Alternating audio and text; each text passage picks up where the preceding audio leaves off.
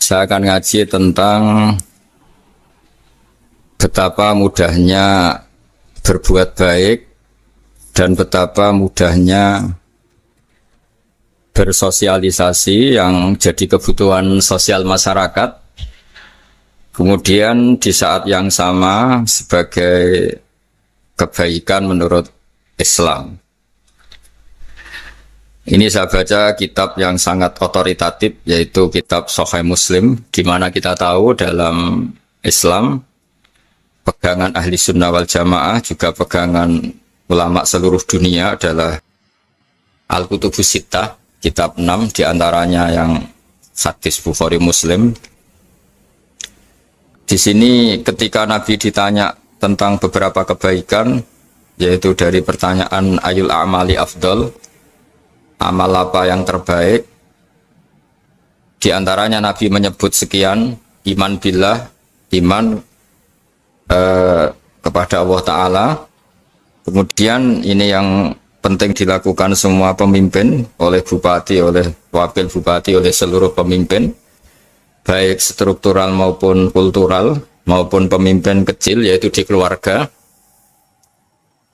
Yaitu Nabi ngendikan di antara misi Islam adalah memerdekakan budak. Kemudian ada yang lagi tanya lagi, fa'illam af'al. Lalu dari sekian kebaikan yang butuh biaya itu saya tidak mampu melakukan ya Rasulullah. Kalau nyumbang masjid saya tidak mampu. Kalau berbuat bikin fasilitas umum saya tidak mampu. Ada yang sekian pertanyaan dari sahabat, kalau misalnya kebaikan yang butuh biaya kami tidak mampu, termasuk di sini disebutkan kemampuan berhaji, kemampuan zakat, kemampuan sedekah. Kalau semua itu kami tidak mampu ya Rasulullah. Kata Nabi, tu'inu shani'an aw tasna'u li akhrat. Ini di Sahih Muslim di bab iman dengan judul Babu bayani kaunil iman billah afdalal a'mal. Kalau saya tidak mampu semua melakukan itu ya Rasulullah, yaitu melakukan kebaikan yang butuh biaya, kayak bangun masjid, bangun jalan, bangun fasilitas-fasilitas publik. Tu'inu shani'an aw tasna'u li akhrat. Tu'inu nulungi sira shani'an ing wong sing ahli sun'ah, ahli kreatif, atau ahli, kalau orang sekarang itu bilang dia pekerja rumahan atau production house atau apa saja. Aw tasna'u li akhrat, atau kamu membantu orang yang tidak punya pekerjaan. Terus sahabat masih tanya, aro'aita indo'iftu an ba'dil amal.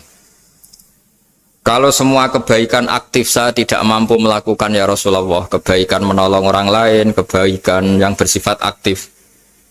Jawabnya Nabi, dan ini pegangan saya, pegangan kita semua, panduan dari Rasulullah SAW, Nabi ngendikan, takufu syarroka anin nas fa innaha shadaqatun minka ala nafsik. Ya, saya ulang lagi, takufu syarroka anin nas fa innaha shadaqatun minka ala nafsik.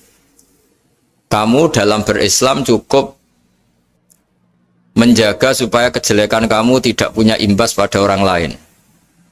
Ya, ini penting dalam Islam. Jadi kalau tidak bisa berbuat baik, potensi keburukan kita jangan sampai menimpa orang lain. Keburukan itu bisa kejahatan kriminal, bisa kejahatan pidana atau merugikan orang lain, atau kejahatan yang tidak sampai kriminal tapi mengganggu orang lain. Misalnya contoh gampang ini, saya sumpek-sumpeknya sendiri ingin jalan-jalan, main di teman yang di jam kerja. Ini kan sumpek-sumpeknya saya sendiri ingin hiburan, terus wisata atau dolan ke teman yang sebetulnya saat itu dia mungkin ngaji atau kerja atau harus memenuhi kewajiban cari nafkah. Gara-gara nemuin saya, akhirnya dia dikomplain sama majikannya, atau gara-gara nemuin saya, dia akhirnya tidak ngaji sama santrinya, atau gara-gara nemuin saya, dia terganggu aktivitasnya. Itu juga tidak boleh, karena berarti keburukan kita punya akibat pada orang lain. Jadi kaidah dalam Islam itu kalau tidak berbuat baik, potensi keburukan kita ini jangan sampai menimpa orang lain. Sehingga di sini Islam menyarankan uzlah. Uzlah itu nyepi. Jadi misalnya kita baru penat, baru bawaannya itu emosi, baru gak suka kumpul orang, itu ya sebaiknya jangan jalan-jalan, karena di antara kebaikan Islam itu tabassum, senyum, atau talqatu wajhin, ceria. Tapi karena kita mungkin jatuh kredit, jatuh hutang, atau punya masalah keluarga, sehingga bawaan kita itu emosi. Nah, dalam seperti ini sebaiknya uzlah, menutup diri. Sehingga kata Rasulullah SAW dalam zaman akhir, di antara kebaikan itu kamu meninggalkan manusia, aktivitasnya, kemudian watada'un nas min syarrik, kamu meninggalkan manusia supaya nggak kena keburukan kamu. Jadi ada momen, ada saat di mana kita mungkin kalau ketemu orang itu bawaannya ingin sengak, ingin ngomong yang nggak enak, atau kita baru penat, itu sebaiknya uzlah saja, mengurung diri di kamar atau isolasi sendiri, karena bawaannya baru emosi. Nah, ini yang jarang dipraktekkan. Kalau sekarang malah banyak yang saat susah malah bawaannya ingin namam, ingin apa, menvonis orang lain atau ngadili orang lain. Padahal pesannya Nabi, kalau semua kebaikan aktif tidak bisa kamu lakukan itu, takuffu syarra ka'anin nas fa innaha shadaqatun minka ala nafsik. Sehingga keburukan kita, ya saya ulang lagi, keburukan kita yang ingin emosi, ingin apa, itu tidak punya akibat orang lain. Di sini kearifannya Rasulullah SAW, beliau masyhur ngendikan, layak dilqadi wa ghadban. Jangan sampai seorang hakim bikin keputusan ketika emosi, karena bawaannya orang emosi itu pasti nggak terkontrol intelektualnya, nggak terkontrol nuraninya, nggak terkontrol semua sifat baiknya. Itu kalau punya keputusan bahaya sekali. Sehingga Nabi dari awal ngendikan layak dilqadi wa ghadban. Orang yang sedang emosi tinggi jangan bikin keputusan penting. Kemudian oleh ulama diteruskan juga jangan bikin keputusan penting orang yang sangat lapar, atau yang sangat kenyang, atau yang sangat ngantuk, atau yang super sibuk. Jadi hal-hal yang potensi buruk dalam mengambil keputusan itu harus ditinggalkan. Sehingga misalnya bupati atau wakil bupati kalau sedang tidak nyaman dengan suasana apa, nggak boleh rapat kemudian memutuskan keputusan penting. Begitu juga kiai dan semuanya. Nah, ini yang supaya otoritatif. Kenapa saya bawa kitab itu logikanya jelas ya. Kita sebagai dai, sebagai ustadz, atau sebagai mubalek, atau sebagai siapa saja, yang ingin kita wariskan ke umat Rasulullah adalah dawuh-dawuhnya Nabi. Dan kalau kita ngaji tidak pakai kitab, itu sebenarnya umat kita jejali dengan pikiran kita, dengan ide kita. Jangan-jangan ide kita, pikiran kita ini tidak mewarisi pikiran Islam, tapi pikiran kita atau emosi kita. Tapi kalau kita baca kitab, artinya umat ini berhak mendapat apa yang diteladankan dan disabdakan oleh Rasulullah SAW. Tapi kalau kita, itu pasti inginnya itu kita. Misalnya kita Bupati Banyuwangi, mungkin kita akan cerita Banyuwangi dengan asik. Tapi bagi daerah lain, apa urgensinya bagi saya? Begitu juga kalau kita kiai, mungkin kita akan cerita fadilnya kiai.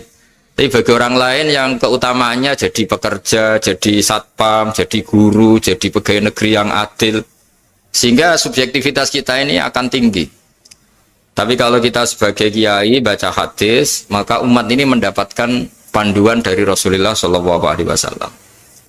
Nah, dari sekian panduan itu, kata Nabi, jika Anda tidak bisa berbuat kebaikan aktif, maka kebaikan yang harus Anda lakukan adalah potensi kejelekan kamu jangan menimpa orang lain. Makanya saya berkali-kali bilang, saya ini termasuk kiai yang jarang main ke alumni. Karena tadi kadang-kadang alumni itu sudah mau kerja di tempat kerjanya atau mau janjian ngantar anaknya sekolah. Gara-gara ada saya, mungkin semua itu dibatalkan. Sehingga silaturahim itu juga harus dimanage supaya tidak mengganggu haknya orang yang kita silaturahimi. Jangan sampai silaturahim jam 9, saatnya orang kerja, kemudian dia dapat peringatan dari pabriknya gara-gara sering didolani kiainya. Itu kan jadi ribet. Atau kiai karena sering didolani terus tidak ngaji, menuduki tamu terus, itu kan jadi ribet. Apapun itu, sehingga orang itu harus berpikir perilakunya itu tidak punya akibat la doror wa la diror. Jangan mengganggu dirinya, juga jangan mengganggu orang lain. Ini oleh Nabi disebut takuffu syarra ka'adin nas fa innaha shadaqatun minka ala nafsik. Sifat buruk kamu itu harus dijaga supaya tidak menimpa orang lain, dan itu berarti menjadi sedekah kamu atau amal kamu pada diri kamu sendiri. Jadi ini penting dimaklumatkan ke semua kita bahwa saat kita tidak bisa berbuat baik aktif, misalnya nggak bisa sedekah, nggak bisa menolong orang, setidaknya keburukan kita tidak menimpa orang lain. Nah, termasuk keburukan yang terselubung adalah kita punya pikiran yang menurut kita ini hebat, tapi bagi orang lain mungkin bahaya. Misalnya kita punya pikiran ingin jadi orang kaya raya yang dermawan. Itu artinya kan pikiran baik karena ingin jadi dermawan. Tapi artinya bayangkan orang lain tuh miskin semua butuh derma kamu. Mana mau orang lain kamu bayangkan miskin butuh derma kamu. Orang lain juga bayangkan dirinya kaya gak butuh derma kamu. Itu namanya kebaikan yang subjektif. Kamu ingin jadi kiai yang ngajarin orang banyak. Oke, itu baik. Tapi kan berarti kamu bayangkan orang lain gak bisa ngaji terus kamu saja yang bisa ngaji sehingga kamu yang ngajarin.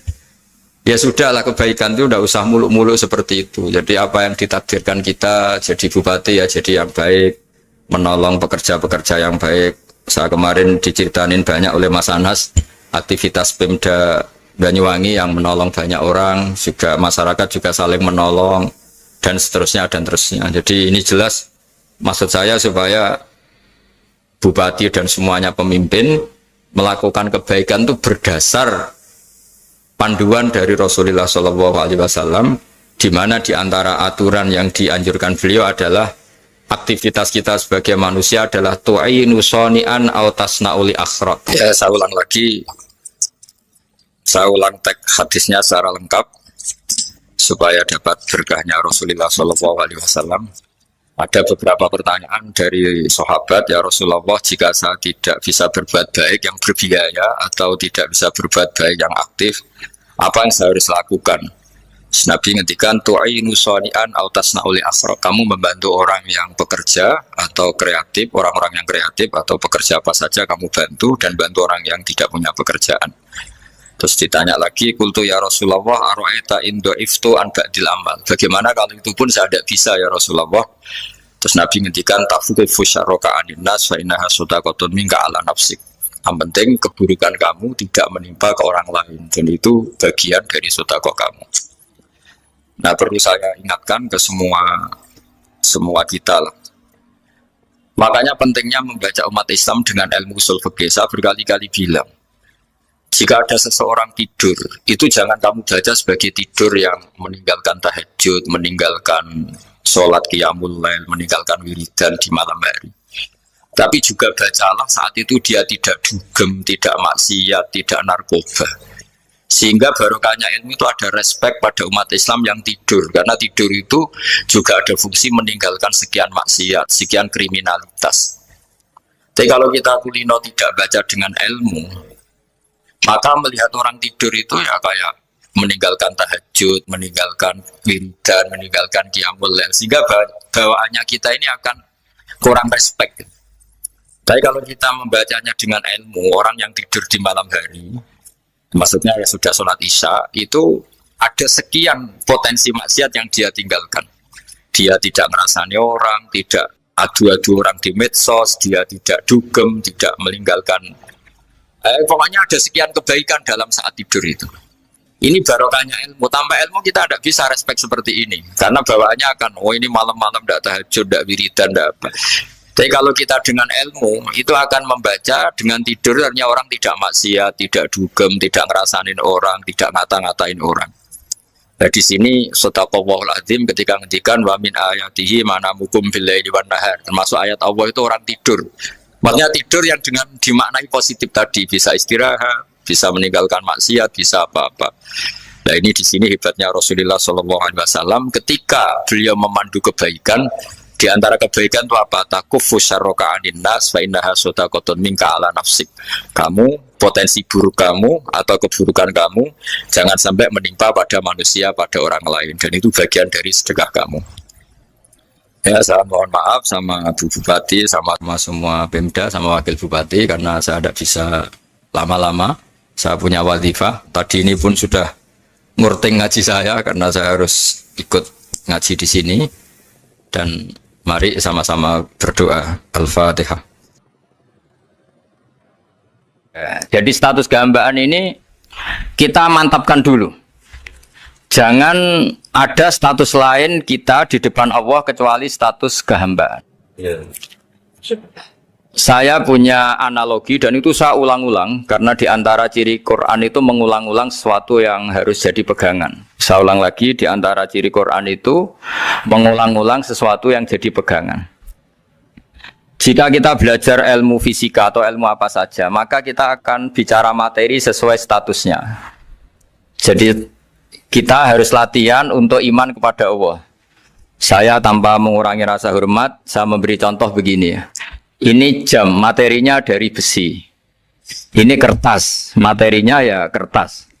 Tentu secara fisik, orang akan bilang jam ini lebih kuat timbang kertas. Dan itu pasti dibenarkan dari segi materi. Tapi kalau Anda beragama dan Anda tahu bahwa pengendali alam raya ini Allah Ta'ala, maka kamu akan bilang, terserah Gus Baha. Gitu. Bisa saja jam ini saya punya niat saya hancurkan, kertas yang lemah ini saya simpan.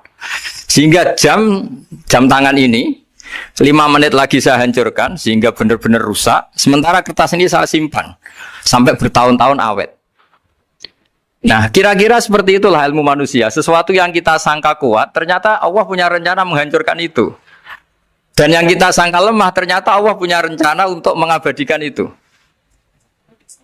Nah, di sini pentingnya iman, lahu maqalidus samawati wal ard. Hanya Allah yang mengendalikan semua.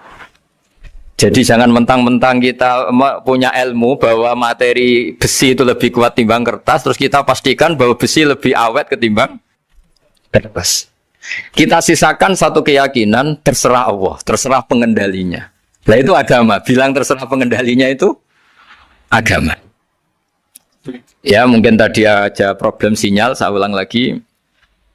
Ibarat saya ini megang jam tangan, yang materinya dari besi. Ini kertas yang materinya lemah. Tentu kita akan bilang bahwa jam atau besi lebih kuat ketimbang apa? Kertas. Tapi Anda salah. Anda harusnya ngomong bahwa terserah pengendalinya. Bisa saja saya punya rencana menghancurkan besi ini sehingga 5 menit lagi hancur. Dan saya ingin mengabadikan kertas ini saya simpan di tempat yang aman. Nah kira-kira agama itu bukan anti ilmu, sehingga agama boleh kamu mengatakan besi ini lebih kuat ketimbang kertas. Tapi harus kamu tambahi dari segi materi. Tapi kalau dari segi pengendalinya, maka kita jawab terserah Allah Subhanahu wa Ta'ala. Nah ini di sini pentingnya beragama. Jadi meskipun Mars tuh kayak apa kuatnya, bumi, gunung kayak apa kuatnya. Ternyata gunung yang kita kira kuat, ternyata nyimpan magma yang potensi meledak.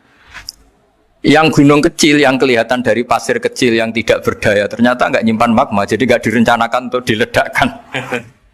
Itu, nah, agama itu seperti itu, yang disebut di surat Yasin, misalnya Allah itu siapa? Biyadihi malakutu kulli, yang dalam kendalinya itu semuanya di alam raya ini. Sehingga di kehidupan nyata juga sama. Ada orang yang nekuni ilmu ekonomi, tapi miskinnya Masya Allah. Ada yang gobloknya Masya Allah tapi kaya.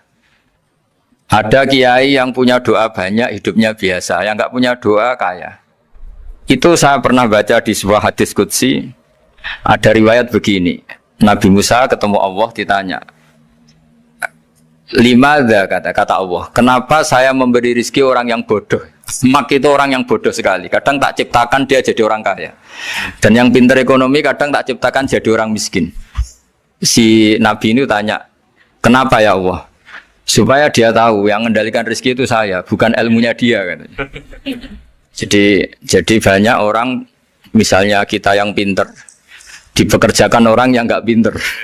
Yang punya pabrik tidak pintar, mengerjakan orang yang pintar. Jadi ya kira-kira agama itu seperti itu.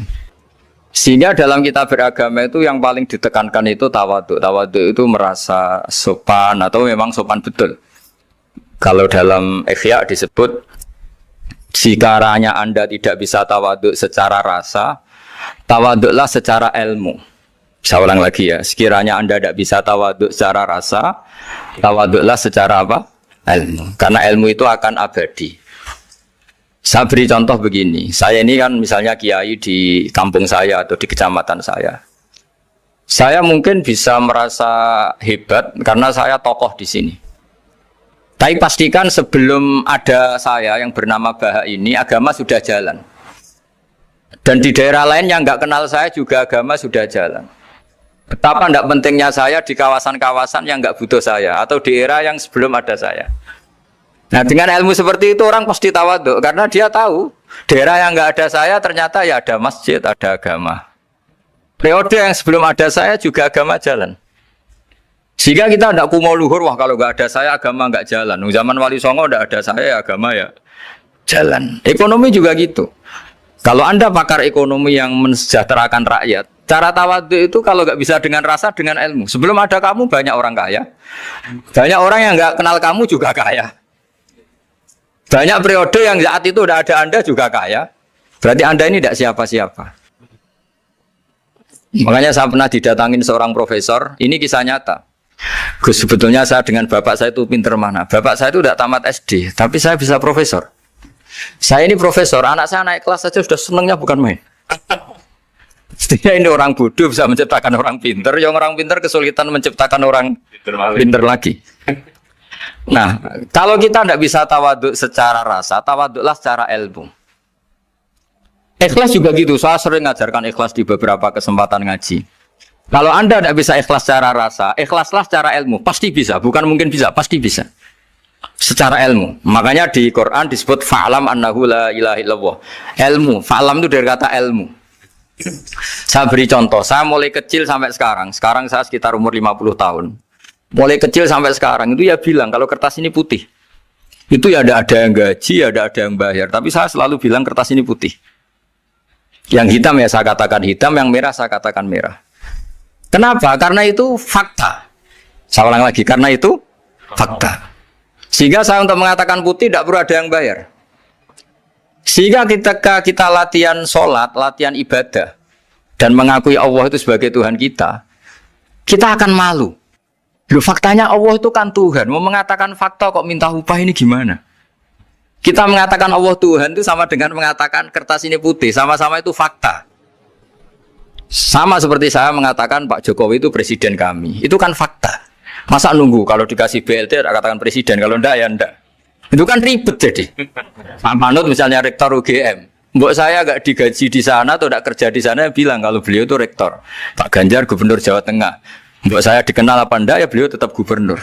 Lama sekali kita mengatakan fakta itu ikhlas. Ikhlas itu artinya enggak minta apa-apa. Karena kita ingin ngomong sesuai fakta. Nah Allah Tuhan itu fakta gitu. Nah kenapa untuk mengatakan Allah Tuhan nunggu? Dah saya ini Tuhan kamu. Ya nunggu dulu Gusti, kalau engkau masukkan kami ke surga, engkau Tuhan. Kalau enggak ya enggak jadi. Itu enggak bisa seperti itu. Ya Allah tetap Tuhan. Nah, kalau Anda tidak bisa ikhlas secara rasa, ikhlaslah secara ilmu. Ilmu ya tadi kita akan selalu bilang yang putih, putih, yang hitam, hitam.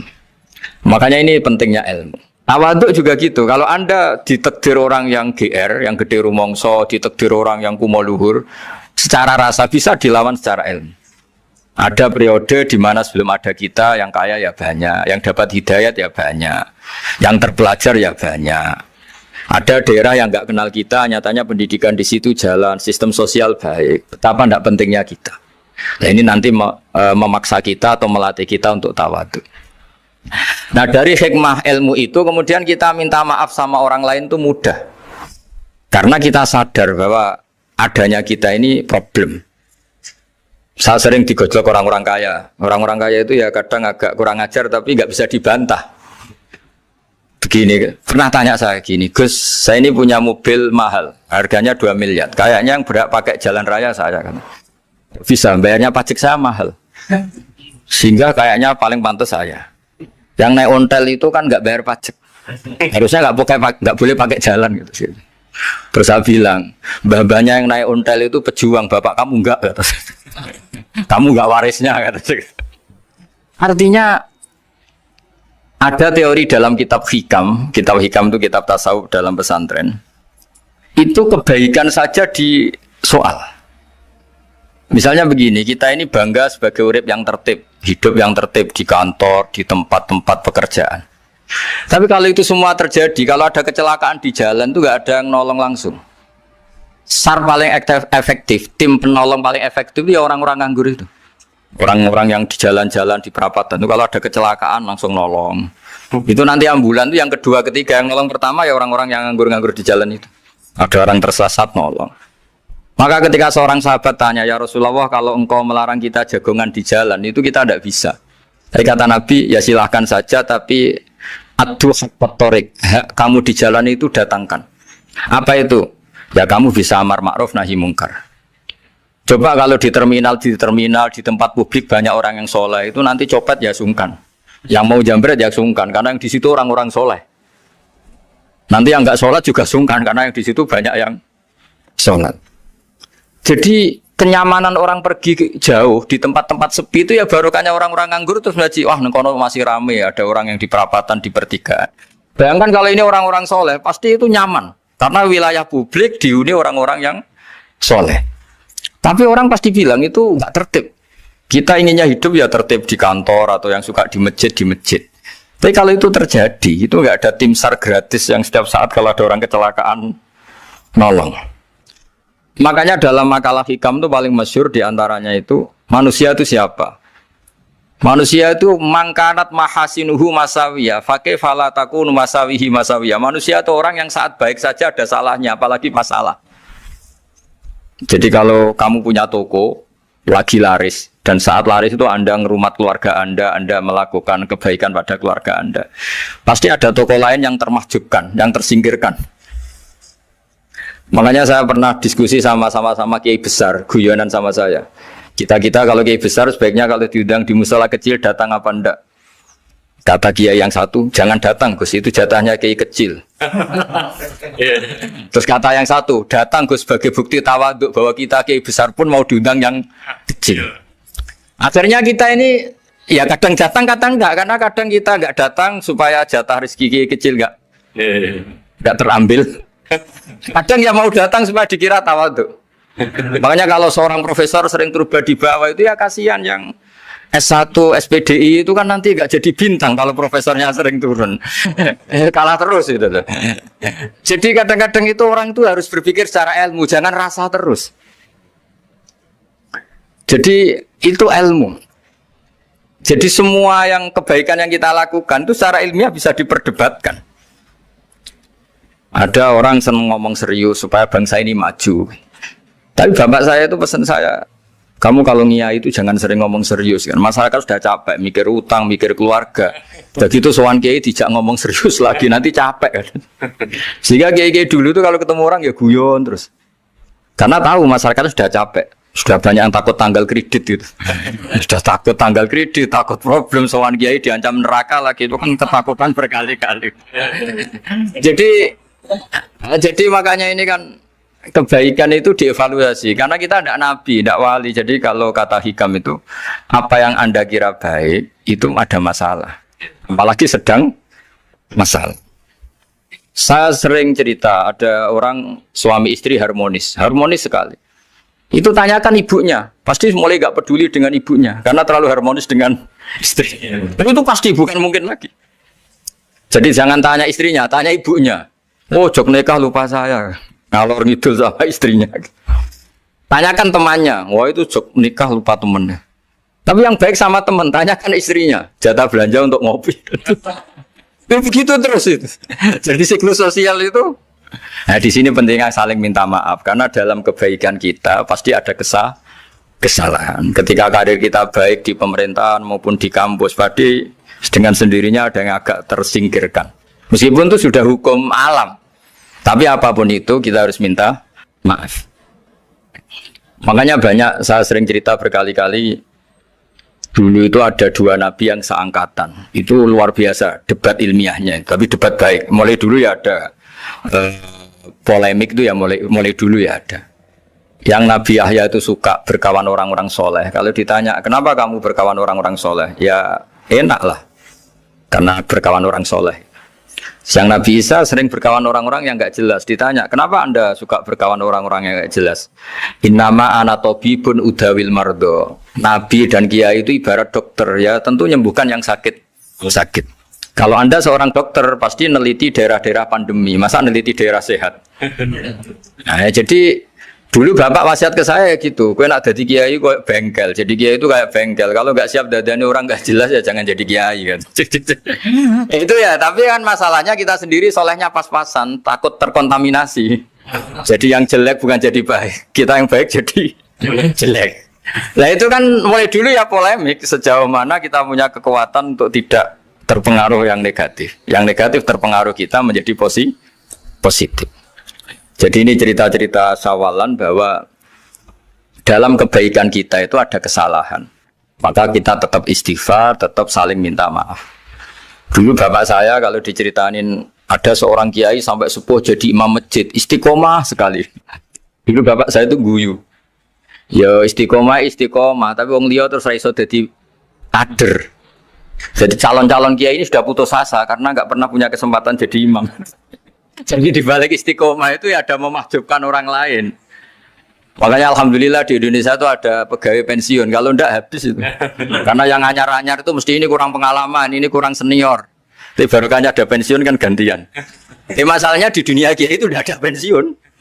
Tambah sepuh tambah mantap, tambah sepuh tambah mantap. Nah itu sebaiknya ya mulai mundur-mundur sedikit dari imam masjid itu. Ya nyari-nyari yang lain lah supaya ada kaderisasi, ada. Jadi intinya itu di balik kebaikan yang kita lakukan pun itu ada masalah sehingga kita butuh istighfar. Di sini pentingnya dawuhnya para wali-wali, dulu ada istilah wastighfaruna yahtaju ilal istighfar. Ketika kita minta maaf, sebetulnya minta maaf sendiri itu butuh minta maaf lagi. Minta maaf lagi itu butuh minta maaf lagi. Misalnya saya dengan Mas Hilmi ini akrab, pernah pakai uangnya misalnya. Itu kadang kita bayar itu malah tersinggung, kok kayak orang lain saja bayar. Minta maaf juga gitu, kalau kamu punya teman akrab, terus minta maaf resmi itu tersinggung. Kayak wong liya ae jaluk sepuro. Jadi kadang jaluk sepuro itu malah masalah. Itu kan sama, kamu punya teman akrab terus kalau mau main, assalamualaikum, saged masuk nopo boten, angsal boten. Boleh enggak main? Itu mesti teman kamu tersinggung. Kok kayak orang lain saja. Artinya ketika Anda merasa benar karena protokoler ketika masuk ke teman, ternyata itu salah. Teman kamu maunya enggak protokoler karena sudah akrab. Tapi ketika kita merasa akrab, ternyata selonang-selonang dianggap problem, kita tidak pernah tahu. Nah di sini kata ulama-ulama, minta ampun itu kebutuhan manusia, karena dalam kebaikan kita pasti ada kesalahan.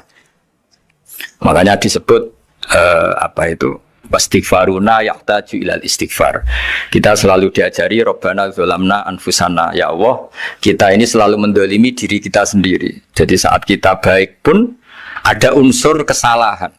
Yaitu tadi, kalau Anda jadi orang pasti ada yang termahjubkan. Kalau Anda kiai besar atau profesor atau pejabat turun ke bawah, ya kalau gubernur turun terus ya bupati gak jadi bintang. Kalau saya kiai besar misalnya turun terus ya kiai kampung itu ya kasihan. Yang saya pernah diundang Manakipan tidak datang itu kiai kecil bilang matur nuwun Gus gak teko. Aduh iwake gak untuk saya katanya. Barokahnya saya ada itu lucu ya, matur nuwun betul. Matur nuwun Gus jenengan gak dugi jadi. Akhirnya jatah besarnya untuk saya. Nah, tapi yang punya rumah komplain. Gus udah ora tau teko PP aku wong cilik. Nah, ini saya harus mendahulukan versi Soibul Bait yang punya rumah apa versi kiai yang termahjubkan.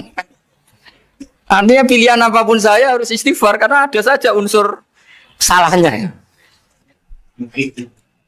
Ya makanya ini kan makanya ya saya minta UGM juga saya sering undang saya terus nanti dikira karena kampus besar Gus Bak mau juga keliru lagi. Kalau 1-2 kali mungkin boleh, kalau keseringan ya nggak boleh. Nanti itu dikira saya maunya hanya sama kampus besar, padahal saya sama RT ya sering datang juga. Nah ini yang terakhir saya bacakan teks otoritatif sebagaimana janji saya. Kata Rasulullah SAW di sebuah hadis. Ini terakhir nanti supaya nggak lama-lama saya juga punya wadhifah. Ada orang itu punya hutang. Hutang itu ya hutang, memang hutang. Singkat cerita, orang itu tidak bisa bayar sampai akhirat. Dan aturannya Allah, orang yang punya hutang tidak bisa bayar ini harus diaudit, harus diselesaikan di akhirat. Kalau tidak bisa diselesaikan di dunia, diselesaikan di akhirat. Walhasil akhirnya di akhirat itu ditagih dan tidak mampu bayar. Karena di akhirat sudah tidak ada kredit, tidak ada ATM, tidak ada apa saja.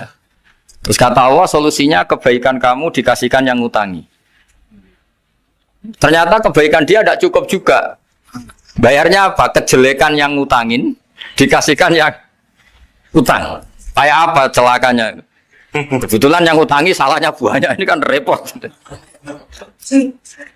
Tapi Allah itu tidak suka kalau ada orang mukmin yang satu saudara kemudian masuk neraka karena saudaranya ini.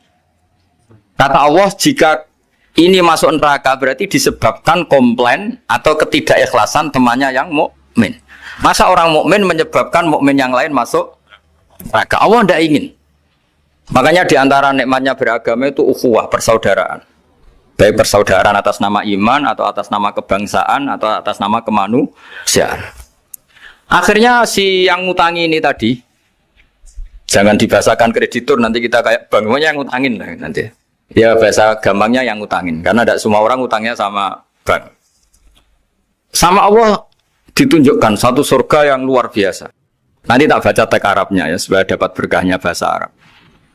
Terus saking mewahnya surga itu, si yang ngutangin tanya, ya Allah itu untuk nabi siapa? Karena semewah itu pasti untuk kelas nabi. Atau untuk wali siapa? Katanya, terus kata Allah, sabda Allah, untuk siapapun yang mampu membeli. Lalu siapa yang bisa membeli surga semewah itu? Kamu bisa. Terus, dengan apa ya Allah? Kamu mengampuni teman kamu itu. Kamu bebaskan dari utangnya. Nanti tak kasih surga itu. Terus, akhirnya sama Allah, kata orang itu, ya Allah saya bebaskan. Ya sudah, kamu berdua masuk surga. Karena Allah tidak ingin ada kasus aneh. Dua orang mukmin ini kan bersaudara. Masa bersaudara kemudian yang satu menjadi penyebab masuknya neraka karena ini tidak mau memaafkan.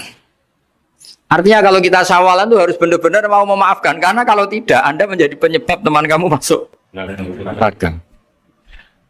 Jadi kita janganlah jadi orang mukmin yang menjadi problem bagi saudara kita.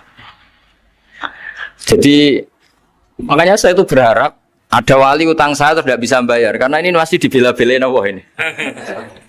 Karena Allah nggak ikhlas kalau ada walinya masuk neraka. Jadi kalau ada wali utang kamu, itu utangin saja, doain nggak bisa nyaur, no?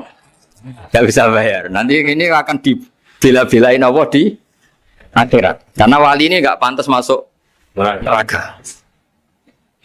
Ya, jadi kalau ada wali utang kamu mau bayar, sudah tidak usah bayar, nanti di akhirat saja. Lah yang ribet kalau yang kamu utangin dia ahli neraka, kamu nagihnya disuruh masuk neraka. Nah, itu ribet itu. Sudah utang dia ahli neraka. Ya tak baca teksnya supaya ini ada di kitab Ihya halaman 197 juz 2. Status hadisnya waqala shahihul isnad, kata Imam Hakim, hadis ini shahihul isnad. Saya baca Arabnya nanti insyaallah sebagian ya supaya kelihatan teks aslinya di bab hukukul muslim. Nama Rasulullah sallallahu alaihi wasallam jalisun izdhika hatta badat sanayaku. Nabi ketika santai-santai duduk tahu-tahu tertawa sampai gigi depannya itu kelihatan. Jadi tertawa sangat sampai gigi depannya kelihatan. Yang notabene beliau sering hanya senyum, kali ini tertawa betul sampai gigi depannya kelihatan. Faqala Umaru radhiyallahu anhu ya Rasulullah bi abi anta wa ummi mal ladzi adhakaka. Apa yang bikin kau sampai tertawa seperti itu? Qala rajulani min ummati jasaya baina yaday rabbil izzah. Dua lelaki dari umatku sama-sama sungkeman nuntut keadilan di depan Allah. Jasaya itu sungkem, apa? Duduk bersimpuh itu kalau dalam bahasa Arab itu apa? Namanya jasiyah. Faqala ahaduhuma ya rabbi khudli madlamati min hadza. Faqala wa rudda ala akhika madlamata. Qala ya rabbi lam yabqali min hasanati syai'un. Faqala wa ta'ala li talib kaifa tasna'u bi akhika wa lam yabqa lahu min hasanati syai'un. Faqala ya rabbi falyahmil anni min auzari. Kalau kebaikannya dia tidak cukup, ya salah saya supaya dilimpahkan ke dia.